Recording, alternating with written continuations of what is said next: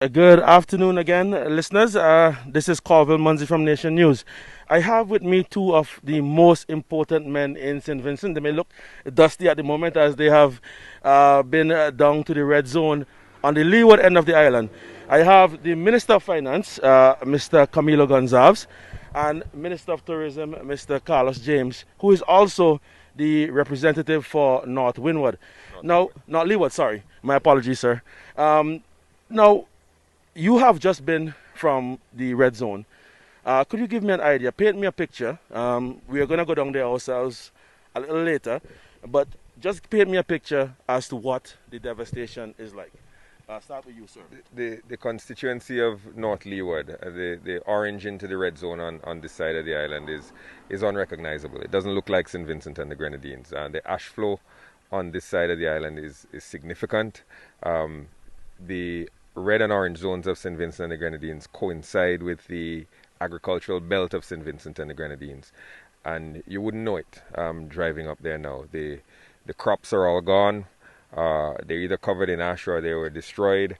Livestock is dying or has died, and it's a desolate picture at the moment. On this leeward side of the island, the infrastructural damage is not as great as it is on the windward side of the island. But nonetheless, we're looking at a tremendously expensive and lengthy process to help the north of St. Vincent and the Grenadines recover. Okay. Well, Minister James, your heart must be aching at this moment, given the fact that we are talking about your constituency, people that you represent. I mean, just tell me a bit about the displacement that you're seeing at the moment. Well, it's a very challenging time for people who were displaced from North Leeward and North Windward. And in fact, we have about 20,000 persons from the evacuation zones there spread across the rest of St. Vincent. Some went to the Grenadines. We have about maybe 4,000 plus persons in government shelters, but primarily a lot of them are in private accommodation with family and friends and so on. What we've been doing is getting assistance out to these persons, and we've been doing it continuously since the evacuation. From what I'm seeing, and Camillo described North Leeward, it's quite devastating to see. In fact, an agricultural community, we have to look at recovery and how soon we can get in to start the cleanup process and also rebuilding, building back better. And getting persons out of shelters and into their homes. It's going to take a very long time to get this process going, to get persons back to some level of normalcy, but we're doing our best to meet their needs now at this particular point. It's very critical that we provide the support to them, and we're trying our best to do what we can do in the circumstances. Well, obviously, this is an ongoing process. This is a process that, I mean, we have no idea as to when the Soufriere volcano is going to call it quits. How are you planning to mitigate the impact that these evacuees are feeling in the meantime? Well, we're looking at rolling out a number of different supporting mechanisms in place. The Ministry of Mobilization, Social Development, they have been playing an important role. Right now, on my way back from North Leeward, there have been phone calls with persons who are in the shelter, the centers, packaging items for distribution. There are private organizations working as well with that. But Minister Gonsalves will tell you a bit more about some of the economic stimuluses and programs likely to come to support persons who are displaced. Okay. Yes, Minister Gonsalves, as the man who holds the purse strings,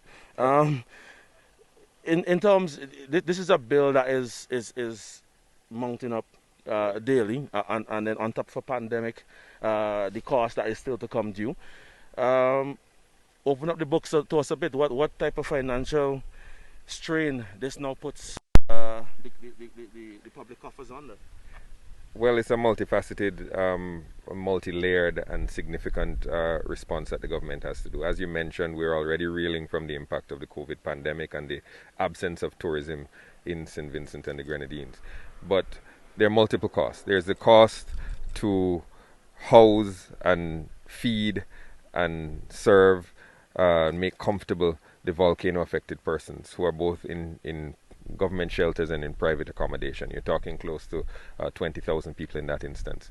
There's the cost to make farmers whole, and not just farmers but other economic activity that's been halted by the volcano, and business people who have to be helped to recover. There's the cost of the cleanup, which is going to be absolutely significant. We're talking about over 200 million cubic meters of ash that have been expelled. Some of it though landed in Barbados, and not. And then after the humanitarian, after the recovery for losses, there's the reconstruction. And in the red zone, our preliminary estimates indicate that probably about 20% of the housing stock has been damaged or destroyed. It seems apparent that concessional financing is something that St Vincent needs urgently at this moment. Is a trip to the IMF something that is on the cards? I know it's early days yet, but is it? No. We had been planning for this eventuality. We're grateful when after a volcano you're grateful for all mercies, and we're grateful that the volcano gave us some ample warning. The government had been putting aside resources through a small tax on our VAT, our value-added tax, a small tax on tourist accommodation, a room tax. That's put a little money in our coffers, and we had set aside some World Bank financing from before to tide us through in the event of a natural disaster. We didn't know at the time if we were thinking about volcanoes or hurricanes, but we had the sense that it was time to plan in that way. So we're sufficiently liquid at this point to deal with the immediate humanitarian aspects of the crisis. And we've been in contact with our development partners, the World Bank, discussing concessional financing with those entities immediately after the eruption. Our friends and allies in the region have been very helpful, and assistance continues to pour in. But we don't think that immediate post-disaster environment is the sort of time you want to be talking to the International Monetary Fund. They're going to come with structural adjustment. They're going to come with a lot of pain in the form of austerity. It's absolutely the wrong time to be adding pain to the stresses that the Vincentian people are facing. So we're not contemplating any IMF programs, but we are contemplating increased outreach to our international development partners to assist us in what's going to be a very, very difficult and lengthy recovery period. And just for clarity to our viewers, what's the GDP for St Vincent at this moment? In EC dollars, our GDP is about $2.2 billion. Okay. And as I said, we haven't done the full math yet, but I suspect that the loss and damage is going to be in the area of 50% of our GDP. Okay. Minister James, my final question to you. You have been handed a tourism portfolio. I know that really and truly you're concentrating on the relief effort, but at the same time, you still have to think in a long-term game, as this is a protracted disaster. Do you see any scope for tourism to continue within the context of what we are experiencing right now in the volcanic eruption? Well, certainly, we always have room for opportunities for expansion in terms of economic growth. Immediately we have to go towards recovery and getting support to persons, but naturally St Vincent as a destination remains one of the top destinations within the region where people would want to come to. And as soon as we can get our ports cleaned up and open and our airspace accessible to persons, while we're focusing on building back St Vincent and the Grenadines, we have to obviously look at the aspects of tourism where we can tap into to immediately get that going. A number of industry players have also reached out, even while prior to the explosive eruption, we will see an increased call to St Vincent in terms of cruise ships. We're likely to see some expansion in terms of hotel construction, but all that has been on pause in this current climate. But we obviously, at some point in the near future, have to revisit how we rebuild and recover from this devastation. But tourism is we're done, but we're not out, and we remain resilient.